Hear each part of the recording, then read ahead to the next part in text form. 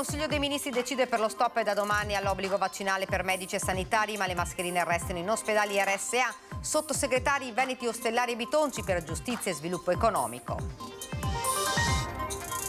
Regolamento di conti tra due baby gang rivali con quasi un centinaio di ragazzini per lo più minorenni, almeno 2 i feriti e residenti intossicati dall'uso di spray urticante, è successo a Mestre. Notte di paura nervese, incendio in casa, famiglia che scampa la morte per miracolo, 38enne si ustiona ma riesce a mettere in salvo la moglie incinta e 2 figli piccoli, casa distrutta, gara solidale in paese per aiutarli. A Sernaglia della Battaglia, Montebelluna non c'è pace per la morte del 26enne campione di motocross vittima ieri di un incidente in gara a Mantova. La mamma l'ho aspettato per 12 anni e l'ho perso in un minuto. Falso Made in Italy, 600.000 scarpe sequestrati dalla Guardia di Finanza di Torino. In alcuni centri commerciali, imprenditore trevigiano denunciato dalle fiamme gialle. Follia e panico a Padova, 56enne getta mobili fuori dalla finestra di casa e tenta di aggredire i poliziotti, bloccato dagli agenti con il taser. Riqualificata al cimitero maggiore di Treviso, l'area in cui sono sepolti bambini nati, morti o vissuti per pochissimo. A chiedere al comune di intervenire era stata una mamma. Non rimproveriamo i bambini se vogliono divertirsi con una festa in più, non c'è niente di male, così il vescovo di Treviso sulla dilagante passione dei giovanissimi per Halloween. Buonasera, ben ritrovati, edizione regionale dei nostri notiziari. Dunque, lo avete sentito dai titoli, a Roma oggi il primo Consiglio dei Ministri operativo nel nuovo governo Meloni, che ha approvato un decreto su Covid, stretta su rave party e carcere ostativo. Particolarmente attesa la decisione sulle misure per il Covid. A partire da domani scatta lo stop all'obbligo vaccinale per medici e professioni sanitarie, prorogato invece l'obbligo dell'utilizzo delle mascherine in ospedali e case di riposo, come richiesto a gran voce in questi giorni dalle categorie sanitarie. Entrambi soluzioni di buonsenso, secondo il governatore Luca Zaia, che in una notte ricorda l'importanza del rientro in servizio dei sanitari non vaccinati, che in Veneto sono attualmente 605 e pronti a riprendere l'attività. Importante per Zaia anche il mantenimento della mascherina in ospedali RSA per proteggere le categorie più fragili. Lo stesso Consiglio dei Ministri ha poi nominato i sottosegretari e 2 i veneti, entrambi della Lega. I padovani Andrea Ostellari, confermato al Ministero della Giustizia guidato dal trevigiano Carlo Nordio, e Massimo Bitonci, che torna al Ministero dello Sviluppo Economico, retto ora dal padovano Adolfo Urso. Ed ora invece il sondaggio che vorremmo proporvi questa sera, che riguarda gli obiettivi del governo Meloni nella manovra, quello quindi di alzare il tetto al contante probabilmente a 5.000 euro, soluzione di compromesso rispetto ai 10.000 euro chiesti dalla Lega, un tema che in questi giorni ha riaperto il dibattito. Dunque noi vi chiediamo: alzare il tetto al contante è giusto? Se siete d'accordo, convenite lo 0422 1626 691, se invece non siete d'accordo, lo vedete in sovraimpressione, lo 0422 1626 690. L'esito di questo sondaggio nel corso della nostra trasmissione di questa sera, Ring.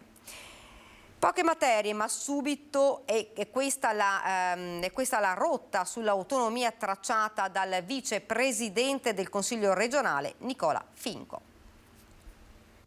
Quello che a me interessa, ma soprattutto che interessa ai veneti, è partire. Si parte da alcune materie per poi nel corso degli anni ovviamente fare anno dopo anno richiesta per averne sempre di più. Si torna finalmente a parlare di autonomia e il vicepresidente del Consiglio regionale del Veneto, Nicola Finco, ha le idee molto chiare su come dovrebbe partire l'ultima parte del percorso, quella che porterà al passaggio di competenze e materie alla regione.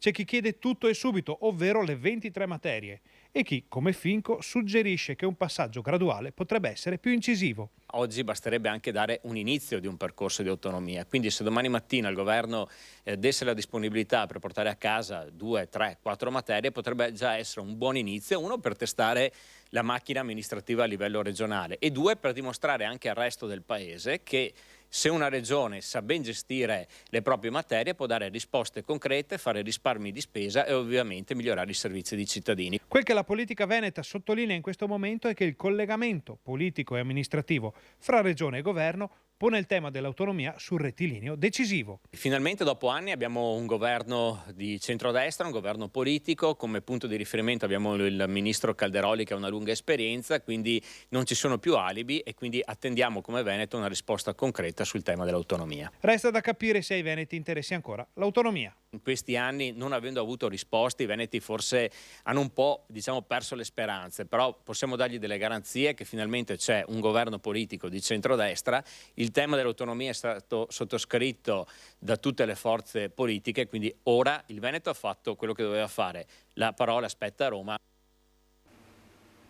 Ed ora siamo alla cronaca, regolamento di conti tra due baby gang rivali con quasi un centinaio di ragazzini e ragazzine, per lo più minorenni, almeno 2 i feriti e diversi gli intossicati tra i residenti. È accaduto a Mestre, al villaggio San Marco.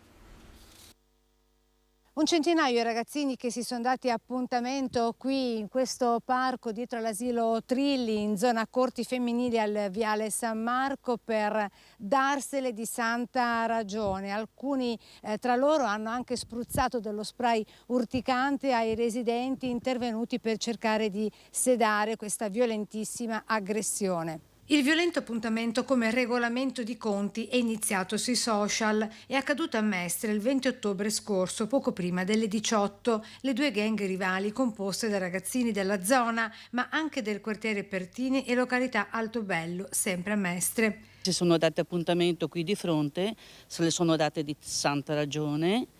E poi è stata chiamata la polizia. Almeno 2 ragazzini rimasti feriti, di cui uno in modo particolarmente severo, con alcuni della gang soccorsi da un gruppetto di residenti, rimasti a loro volta però intossicati dallo spray peperoncino, riportando gravi sintomi: gola chiusa, vomito, occhi arrossati, mancanza di respiro, racconta questa residente. Non riuscivo a capire cosa stava succedendo. Ho messo la testa fuori e mi è arrivata proprio un'ondata di spray al peperoncino, qualcosa di urticante sicuramente, che ci ha fatto stare molto male tutti, soprattutto la signora là è stata male 2 giorni. Nelle 2 opposte baby gang anche diverse ragazzine. E poi sono scappati tutti di qua, qualcuno sotto portico, qualcuno di qua, e man mano che correvano si sentiva che l'odore era sempre più forte. E anche i cagnolini qua dei signori sono stati molto male. E sempre i residenti del Viale San Marco non sono stati con le mani in mano. Contro l'escalation di criminalità avviata una raccolta firme. Da stasera partiranno le ronde in bicicletta. Pattugliare in bici le loro case già a partire da stasera è quanto hanno deciso i residenti di Viale San Marco a Mestre, stanchi e oppressi dall'escalation di violenza registrato lungo questa strada che confina a sud-est con Venezia e dalla parte opposta con Piazzale Cialdini, il centro città. Non vogliamo costituire una polizia privata. Tra amici cerchiamo di divulgare la notizia in maniera tale che quando potremo essere 3 o 4 o qualcuno di più che viene, possiamo girare in tutte le zone del Viale San Marco. Avviata anche una raccolta firme da spedire al sindaco per potenziare i gruppi di controllo di vicinato a contrasto di tanta violenza e criminalità culminata nell'ultima settimana pure con i furti e tentati furti in casa, ben 6 vicino alle poste e tra i rioni San Teodoro e Aretusa. Riguardo alla sicurezza in tutti le sue componenti, non sicurezza solo ambientale, ma passaggi pedonali, luci, e volevamo appunto avere un incontro per sapere che fine fa, perché ci sono stati dei cambiamenti. Favorevole al tavolo di confronto anche il Partito Democratico Cittadino. Con le associazioni di categoria, con le associazioni di volontariato, con le scuole, perché anche dalla scuola parte un lavoro importante, con gli insegnanti che sono sempre in prima linea. Quindi serve cambiare passo mettendo attorno a un tavolo tutti questi soggetti e costruire una politica nuova. Ed ora andiamo nel Trevigiano, tragedia sfiorata la notte scorsa a Nervesa, un incendio ha completamente distrutto una casa, dentro si trovava una famiglia intera, stava dormendo e solo il caso ha evitato a 4 vite ed una ancora in grembo di morire tra le fiamme. Sì, stanno tutti bene, l'importante è quello, basta, tutto il resto ok. Non riesce a dire altro Flavio Daruos, papà, suocero e nonno della famiglia scampata la scorsa notte dal rogo di questa casa. Ha gli occhi rossi, che testimoniano quanto sia ancora provato, come il resto dei familiari e amici, che da questa mattina non lo lasciano per un attimo. Il figlio Edoardo, di 38 anni, con la 34enne moglie incinta, e i 2 figli di 4 e 6 anni sono ricoverati in ospedale Montebelluna. Qualche ustione, un principio di intossicazione da fumo, ma niente rispetto a quello che poteva succedere in questa casa alle pendici del Montello, lungo la presa 2, via Alessi, a Nervesa. Edoardo Daruos ieri sera non era all'Ultima Spiaggia, locale che gestisce con un socio e molto conosciuto in paese, ma forse complice il cambio dell'ora, già a letto alle 10 di sera. È stata la giovane moglie incinta che si alza spesso per andare in bagno a dare l'allarme. Aprendo la porta della camera si è trovata davanti ad un muro di fumo che aveva già invaso tutto il piano sottostante. A quel punto Edoardo ha trovato una via di fuga tra fumo e fiamme, portando all'aperto tutta la famiglia, per poi dare l'allarme raggiungendo a piedi una casa vicina. Subito sono giunte sul posto le ambulanze che hanno ricoverato l'intera famiglia per accertamenti, mentre i pompieri da Conegliano, Montebelluna e Treviso con autoscale e autopompe hanno fatto tutto per salvare il salvabile. Solo alle prime luci dell'alba gli ultimi focolai sono andati spenti, ma il fuoco, come si vede, ha distrutto tutto. Abbiamo trovato il telefono tra l'altro del figlio. È qua? Sì, ma è tutto bruciato, nel senso... sono riuscito a trovarlo? Sì. Poi nella mattinata i vigili del fuoco hanno provveduto ad effettuare gli accertamenti sulle cause del rogo, probabilmente innescato da un cortocircuito. In paese, appena diffusa la notizia, in tanti sono saliti fin qui portando la loro solidarietà, mentre tutta la comunità di Nervesa sta offrendo ogni sostegno per chi è rimasto letteralmente solo con gli indumenti intimi che aveva addosso mentre fuggiva tra le fiamme.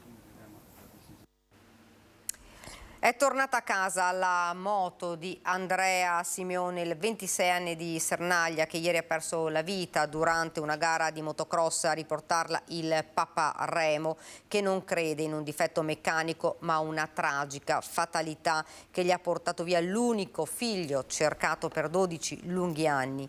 È morto per una passione che coltivava fin da bambino. Ha rotto la plastica, non è basta. Una plastica rotta e una vita spezzata. Quella del 26enne Andrea Simeone, ieri poco dopo mezzogiorno sulla pista da cross di Mantova, quando in sella a questa moto dopo un dosso è letteralmente volato contro un albero. Da ieri pomeriggio questa casa a Sernaglia è luogo di dolore immenso ma composto per papà Remo e mamma Susi. Il loro racconto è intenso, ma ci chiedono a telecamere spente. Poi è un susseguirsi di capitoli della vita di Andrea, unico figlio atteso lungamente per 12 anni. Fin dalla tenera età la passione per la moto è nata guardando un papà innamorato che la sostiene come ogni genitore sostiene lo sport del figlio, sapendo che tra l'altro è antidoto alla strada, alla noia e a certe compagnie. Moto ma anche scuola, fino alla laurea l'anno scorso in ingegneria meccatronica e al primo lavoro a Rovereto, dal quale Andrea tornava a casa ogni fine settimana per la moto e per le sue corse. Per questo papà Remo ci porta nella rimessa, dove con la moto ci sono anche i caschi di Andrea con il suo nome di gara. Qual è il soprannome? Domani, quello scritto dietro. Fuori il camper che ha portato il giovane con un amico già da sabato a Mantova. Per la mamma Susi l'ultima telefonata con la raccomandazione di stare attento è di domenica alle 10, mentre il papà Remo arriva giusto in tempo per la gara. È un circuito che padre e figlio conoscono molto bene, almeno 2 gare all'anno, e dove Remo è nato una seconda volta. 5 anni fa, al termine di una corsa, il suo cuore si era arrestato e solo il pronto intervento dei medici l'aveva strappato alla morte. Ieri ha rischiato un secondo infarto, quando non ha visto più Andrea e ha intuito il peggio, quando si è mossa l'ambulanza. Ora il giovane corpo è rimasto a Mantova, mentre la moto è tornata a Sernaglia. Nessun difetto all'acceleratore, niente problemi strutturali che comunque interessano poco un papà che ha perso il figlio in una casualità che forse non avrà mai una risposta. Ora rimane un dolore immenso, non solo per la famiglia, ma per quanti conoscevano Andrea e che, come il presidente della sua squadra corse, non riescono a trattenere tra le lacrime. Il ragazzo ormai è da 8 anni che corre con gli altri, adesso ne ha 26 dunque.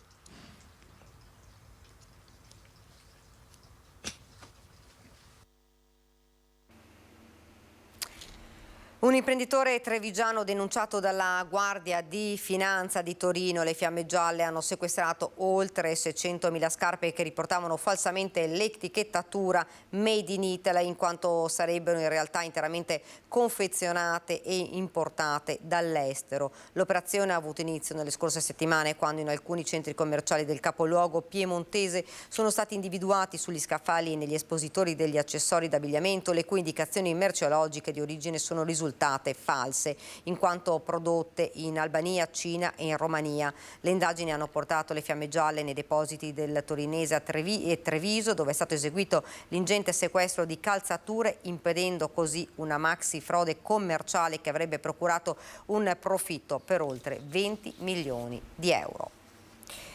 Ed ora a Padova, getta mobili fuori dalla finestra di casa e tenta di aggredire i poliziotti, 56enne romeno bloccato con il taser. Attimi di paura in zona brusegana a Padova. I poliziotti sono intervenuti dopo la richiesta d'aiuto di un residente che segnalava che un suo vicino di casa stava lanciando oggetti dal terrazzo del proprio appartamento. I poliziotti, giunti sul posto, hanno trovato un 56enne romeno in forte stato di agitazione che gridava e gettava fuori dal balcone mobili e oggetti vari. Vedendo l'auto della polizia sotto casa, l'uomo è sceso in strada, tentando di colpire gli agenti con pugni e calci. Gli uomini della questura sono riusciti a bloccarlo con l'utilizzo del taser. Dopo 4 scariche, il 56enne si è fermato. Alla fine è stato arrestato per resistenza, oltraggio e minaccia a pubblico ufficiale. Ed ora ci fermiamo un attimo, c'è la pubblicità.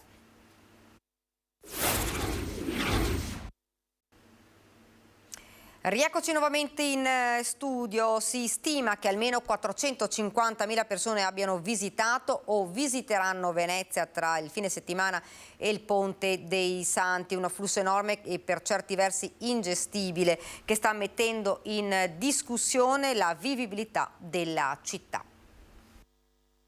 Il Ponte della Libertà, un'infrastruttura costruita a metà anni 30, quando in tutta Italia circolavano meno di 140.000 automobili e inevitabilmente al collasso dalle prime ore del mattino.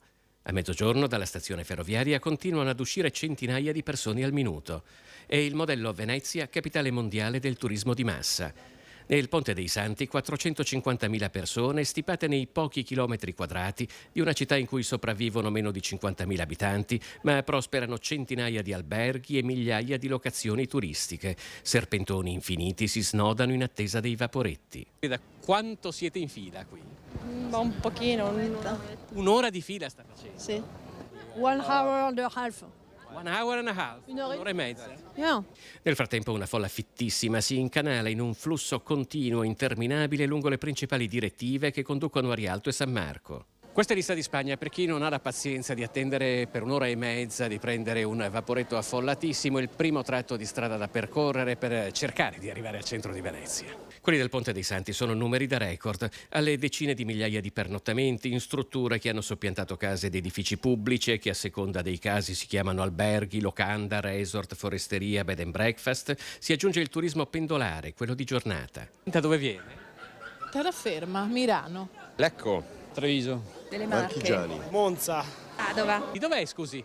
Siamo di corsa in questo momento, ringrazio. Il residente è l'unico di corsa. Altrove l'incolonnamento e la coda sono la costante. Si tratti di entrare nella Basilica di San Marco o nel Bacaro, che promette d'essere assolutamente tipico e frequentato da autentici veneziani, dove invece si trovano inevitabilmente solo altri turisti. Finché le strade mantengono una certa larghezza ancora si riesce a camminare, seppur lentamente. Poi naturalmente quando le cale iniziano a farsi più strette vengono messe in dubbio anche le leggi della fisica, a partire da quella sull'incompenetrabilità dei corpi. Il giro d'affari di un limone spremuto fino all'ultima goccia dallo sfruttamento di ogni metro quadrato di Venezia è enorme. Eppure persino i banchetti di souvenir che si incrociano ogni 100 metri si lamentano di non vendere granché nemmeno oggi. Something this way. Ed ora andiamo a Treviso con la presentazione dell'area del cimitero maggiore dedicata ai bambini, riqualificata su richiesta delle famiglie dei bimbi. Se l'amore avesse potuto salvarli, sarebbero vissuti per sempre. ed elaborare un lutto di questo tipo è molto complesso. Aver omaggiato la loro esistenza con un giardino così bello ha reso reale anche il loro breve passaggio su questa terra. Nelle parole scritte via email da una mamma, il grazie al Comune per la realizzazione in 2 mesi, in tempo per la commemorazione dei defunti, del Giardino degli Angeli che nel cimitero maggiore di San Lazzaro riunisce per la prima volta in un contesto ordinato di quiete e bellezza le sepolture dei bambini nati morti o spentisi poche ore o pochi giorni dopo essere venuti alla luce. E proprio una mamma che ha perduto una bambina 12 anni fa si è rivolta per prima al Comune per chiedere questo intervento. C'era qualcosa che mancava, era trascurato, non era degno di questi bambini. Qui contempliamo il dolore ma anche la forza dell'amore.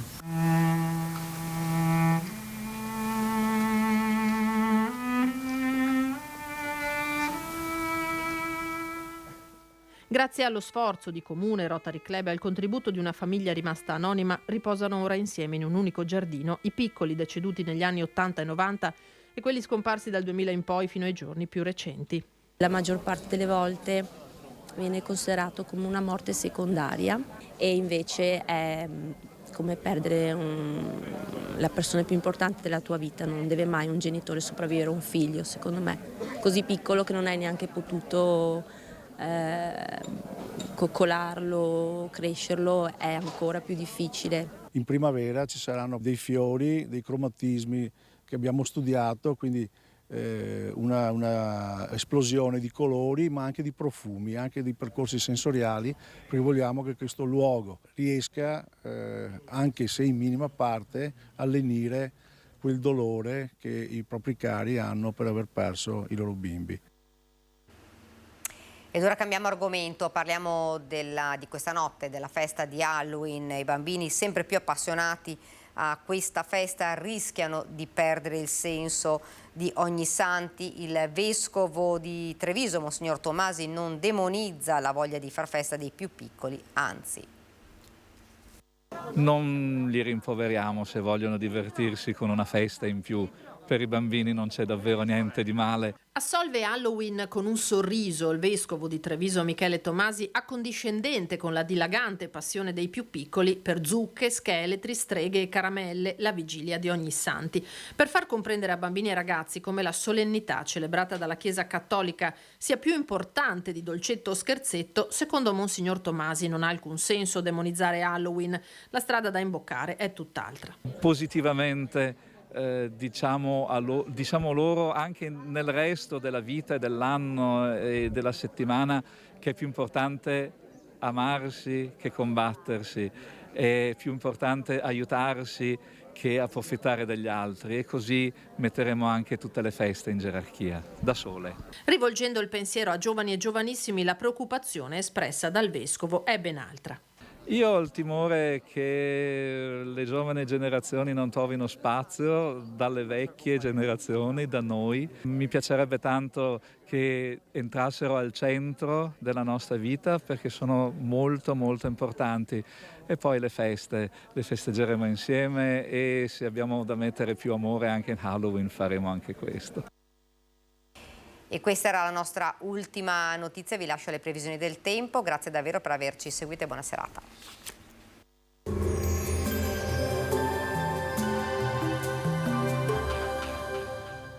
Cooperativa Agricola Volpago offre carne fresca di prima qualità. Ci trovi a Volpago del Montello, Pieve del Grappa, Tre Baseleghe e presso lo spaccio del contadino a Dolo e Massanzago.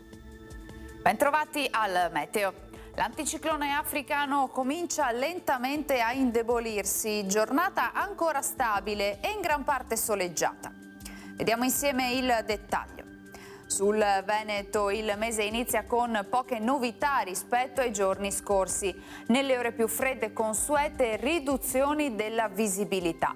Cielo sereno o a tratti poco nuvoloso a seguire. Temperature in ulteriore lieve calo, minime tra 7 e 12 gradi, massime invece comprese tra i 18 e i 20 gradi all'incirca. Spostiamoci ora sul Friuli Venezia Giulia. Anche in questo caso avremo possibili foschie al primo mattino, localmente persistenti anche nel corso della giornata. Cielo in genere sereno altrove. Temperature minime sui 10-14 gradi, massime intorno ai 18-21 gradi. Infine diamo uno sguardo al Trentino Alto Adige, dove dominerà il sole, sarà anche in questo caso sereno o al massimo poco nuvoloso. Temperature minime intorno agli 8 gradi, massime sui 21 all'incirca. Dal meteo di Antenna 3 per ora è tutto, grazie per l'attenzione, arrivederci.